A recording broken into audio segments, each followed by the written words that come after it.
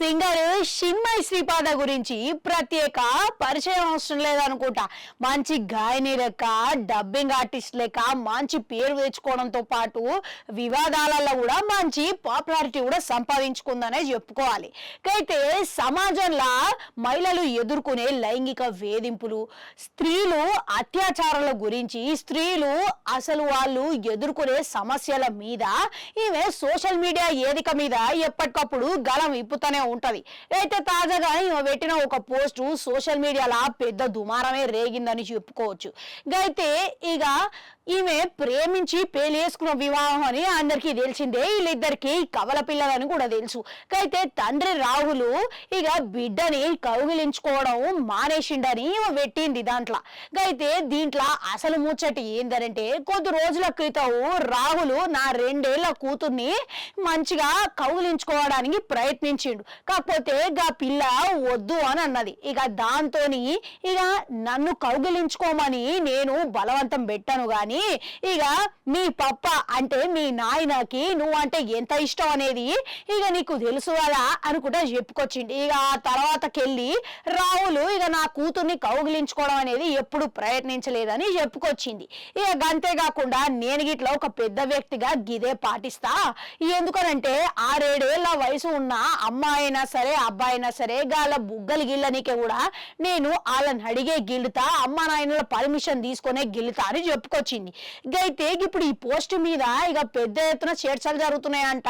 చాలా తీవ్రమైన వ్యాఖ్యలు అయితే అంటున్నారు. ఇక నెటిజన్లు మీట్లా ఏమంటున్నారు అంటే, ఇక తండ్రి కూతుర్ల బంధాల మీద కూడా ఈమెకి గింతగనం ఎందుకు, తండ్రి కూతుర్ల బంధం గిట్లా తప్పుగా చూస్తుంది అనుకుంటా ఈమె మీద ట్రోలింగ్ మొదలు పెట్టిరు.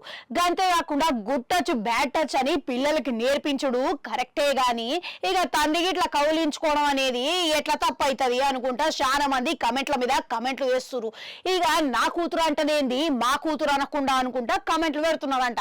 అయితే దీనికి ఎటకేలకు చిన్మయి స్పందించుకుంటా ఆమె ఏమంటున్నానంటే, ఇక అన్ని నెలలు కూతుర్ని కడుపులో మోసి ప్రసవించిన తర్వాత నా కూతురు అని నా బిడ్డ అని అనకుండా ఈ సమాజంలో ఇక గట్లా అన్నా కూడా ఇక మీరు ఈ ట్రోలర్ వాళ్ళు మీమ్ పేజెస్ వాళ్ళు నన్ను సూడో ఫెమినిస్ట్ అని చాలా సర్టిఫికెట్లు ఇస్తారు, ఇక అందరు కలిసి నాకు పెద్ద అవార్డులే ఇస్తారు అనుకుంటా గమ్మత్తుగా అన్నది. కానీ ఇక ముచ్చట పక్కకు పెడితే ఈమె ఇన్స్టాగ్రామ్ లో ఓ వీడియో వదిలేసింది. ఇక అది కూడా సోషల్ మీడియాలో ఇన్స్టాగ్రామ్ లో ట్రోలర్లు అందరికి వార్నింగ్ ఇచ్చేటట్టు.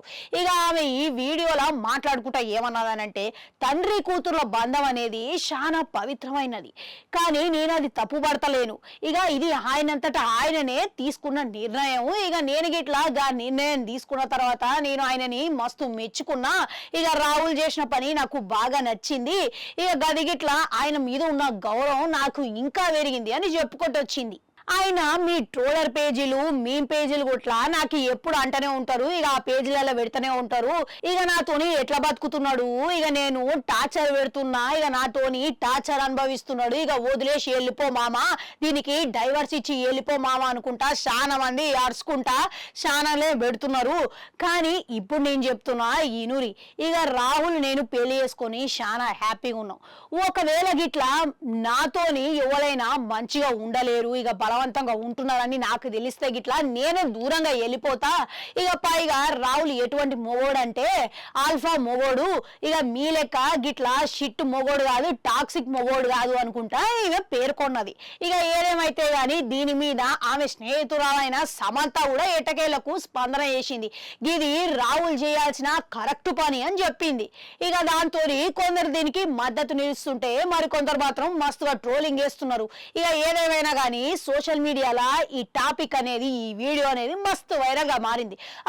ఈ ముచ్చటంతా ఇన్న తర్వాత ఇక మీకేమనిపిస్తున్నది? ఇక ఎందుకనంటే ఇక చిన్మయి చేసింది కరెక్టే అంటారా? కమెంట్లలో కమెంట్ పెట్టురి. అట్లా 4 గంట ఉంటుంది, అది కూడా నొక్కరే మళ్ళీ వస్తా.